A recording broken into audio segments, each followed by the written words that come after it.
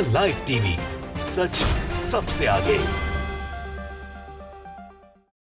Israel फिलिस्तीन युद्ध में अब युद्ध विराम का समय आ गया है। 4 दिन का युद्ध विराम जिसके ऊपर इजराइल और फिलिस्तीन की तरफ से हमास, इजराइल की तरफ से इजराइल की सरकार, ये दोनों ने अपनी रजामंदी दी है, जिसमें होस्टेजेस जो बंधक इजराइल के हमास के कब्जे में हैं उनको छोड़ा जाएगा। 50 की बात हुई है और ये चरणबद्ध चलता रहेगा आगे और भी दिन तक, क्योंकि इजराइल के जो बंधक बने हुए हैं फिलिस्तीन में हमास के पास, उनकी संख्या लगभग 350 है। लेकिन जिसके बदले में जो बड़ी उपलब्धि फिलिस्तीन के लिए है, फिलिस्तीन के जो लोगों को कैद करके इजराइल ने सालों से रखा हुआ है उनको ही बदले में छोड़ा जाएगा।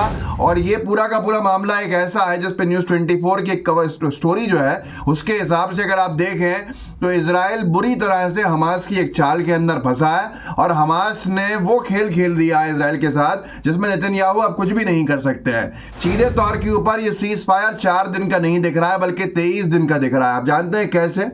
ये न्यूज़ 24 ने भी अपने पोस्टर में लगाया कि हमास ने अपनी चाल में इजराइल को बुरा फंसाया, इसलिए हुई बड़ी डील के हिसाब से पहले 50 लोगों को छोड़ा जा रहा है इजराइल के हमास की तरफ से, और उसके बदले में लगभग 350 फिलिस्तीनी जो लोग हैं जो बंधक बने हुए हैं इजराइल की जेलों के अंदर, उनको इजराइल की तरफ से छोड़ा जाएगा। मैं डिटेल के अंदर आपको पढ़ के सुनाऊंगा क्या हमास की तरफ से कहा गया है, क्या इजराइल की सरकार की तरफ से कहा गया है। लेकिन ये अगर देखा जाए तो फिलिस्तीन की पिछले कई सालों में सबसे बड़ी जीत के तौर के ऊपर सामने आ रहा है।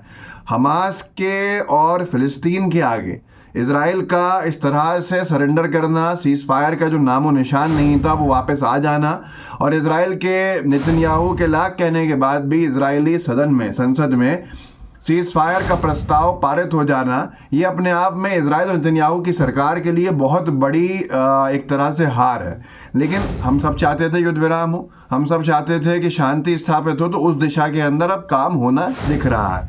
अब यहाँ पर मैं बता देता हूँ सबसे पहले कि क्यों ये बहुत बड़ा मास्टर स्ट्रोक कहा जा रहा है। न्यूज़ 24 का ये कहना है कि 21 से 23 दिन जो हैं वो 23 दिन का ये सीज फायर लगातार चलता रहेगा। वो कैसे चलेगा मैं बताता हूँ आपको 4 दिन के बाद। लेकिन इन 23 दिन में हमास अपने लीडर्स को, जो उसके मेन नेता हैं, जो मेन लीडर्स हैं, उनको सुरक्षित कहीं और भेजने में सफलता हासिल कर लेगा, और इसके बाद इजराइल किसी भी हाल में जंग जारी रख ही नहीं पाएगा, क्योंकि हमास के वो लोग इजराइल के फिलिस्तीन के बस्तियों में नहीं होंगे जिनके नाम पर इजराइल तोड़ फोड़ कर रहा था।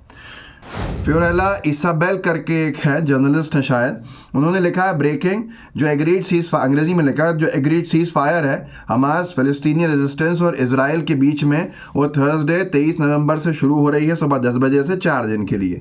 इसका साथ में शर्त यह है कि ये आगे बढ़ सकती है, सब्जेक्ट टू एक्सटेंशन।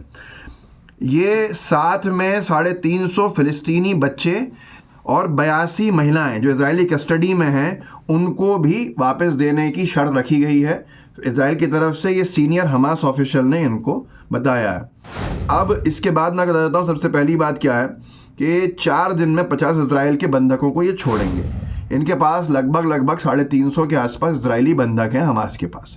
ऐसे में ये एक तय हुआ है कि अगले हर दिन फिलिस्तीन की तरफ से हमास 10 इजरायली बंधकों को छोड़ता जाएगा, जिससे कि अगर आप देखें कि 350 में या 360 में से 50 चले गए तो 310 बचे।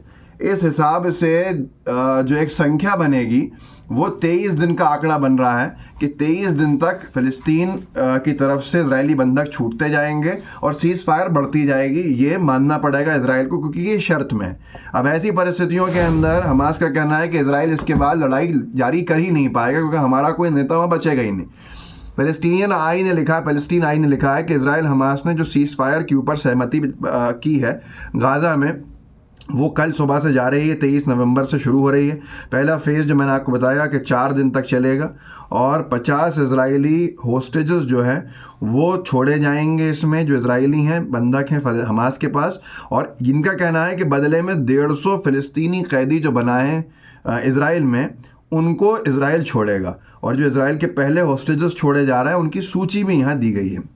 इसके साथ साथ अगर आप देखें तो इसमें महिलाएं भी हैं, बच्चे भी हैं, लेकिन सबसे बड़ा जो मामला इसमें किया है, जो खेल किया है हमास ने, वो यही किया है कि इन वक्त के हिसाब से जो दिन उसको मिल रहे हैं उसमें वो आज, क्योंकि इसमें ह्यूमैनिटेरियन एड भी खोली जाएगी, रास्ते भी खोले जाएंगे और जो दूसरे जो संस्थान हैं उनको एक्सेस भी दिया जाएगा गाज़ा में पहुंचने का।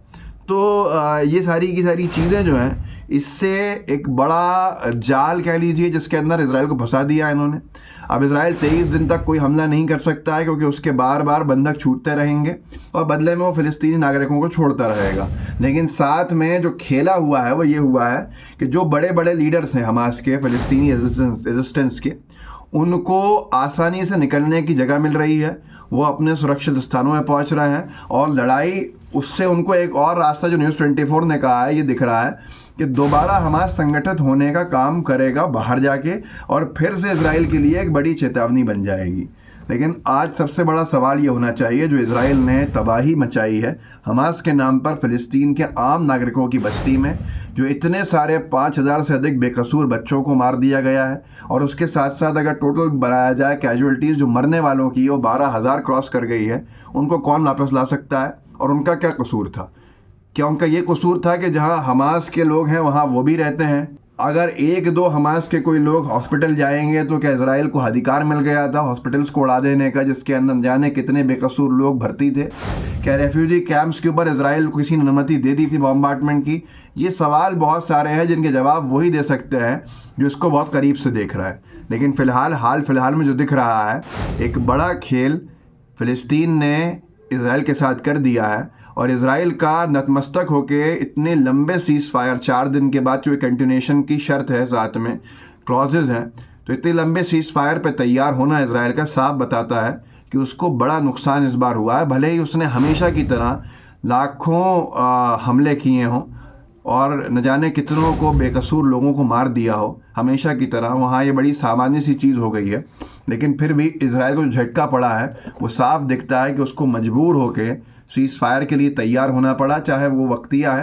नेतन्याहू ने भले ही ये कहा हो पार्लियामेंट के अंदर कि वो 4 दिन के बाद अपने हमले करेगा, लेकिन अब हालात ऐसे दिखते नहीं हैं कि ये सीज़ फायर के बाद अब कुछ होने वाला है। इस वीडियो को आगे बढ़ाइएगा और बताइएगा कि कैसे फ़िलिस्तीन की तरफ से एक पूरे खेल में ट्रैप के अंदर इजराइल आ चुका और अब इजराइल के पास कोई ऑप्शन नहीं है ख़त्म करने के अलावा। व्हाट्सएप ग्रुप्स होंगे, उनमें शेयर कीजिएगा, लाइव टीवी को सब्सक्राइब भी कीजिएगा, बेल आइकन भी दबाइएगा और अपने साथियों तक भी पहुंचाइएगा, ताकि और लोग हम जागरूक कर सकें। गोदी मीडिया के ब्रेन वॉशिंग से कुछ लोगों को हम बाहर निकालने में सफलता भी हासिल कर सकें। तो अपने साथियों तक पहुंचाइए, उनको भी जोड़िएगा। जय हिंद, जय भारत। द लाइव टीवी, सच सबसे आगे।